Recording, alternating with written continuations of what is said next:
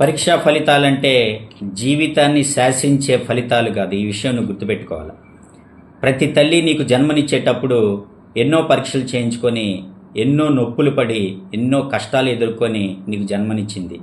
ఆమె పడ్డ పరీక్షల ముందు, ఆమె పడ్డ నొప్పుల ముందు నీ పరీక్ష ఎంత, నీ పరీక్షలో వచ్చే రిజల్ట్స్ ఎంత.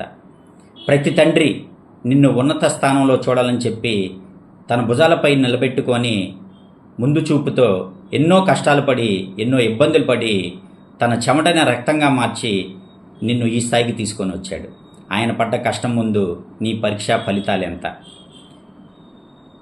ఎగ్జామ్స్లో వచ్చేటువంటి రిజల్ట్స్, మార్కులు జస్ట్ పేపర్ పైన ఉన్నటువంటి నెంబర్స్ మాత్రమే అన్న విషయం నువ్వు గమనించాలి.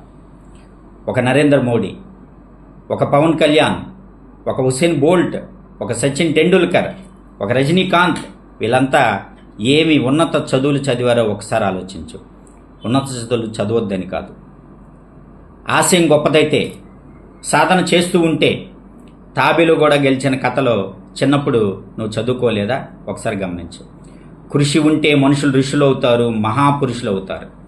ప్రతి తల్లి తండ్రి ఎన్నో ఆశలు పెట్టుకొని నీకు జన్మనిచ్చింది నిన్ను ఉన్నత శిఖరాలు అధిరోహించాలని, ఆరోగ్య ఐశ్వర్యాలతో నువ్వు సుఖ సంతోషాలతో నిండు నూరేళ్లు వర్ధిల్లాలని చెప్పి నిన్ను దీవిస్తూ ప్రతి తల్లి ప్రతి తండ్రి కూడా నీకెప్పుడు నీ వెన్నంటే ఉంటారు.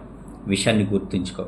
సాధన చేస్తూ ఉంటే అలుపెరగక నీ లక్ష్యం వైపు నువ్వు దూసుకెళ్ళిపోతూ ఉంటే ఏ రోజుకైనా సరే నువ్వు నీ లక్ష్యాన్ని చేరుకోవచ్చు. ఓడిపోవటం అంటే ఆగిపోవటం అన్న విషయాన్ని గుర్తుపెట్టుకో.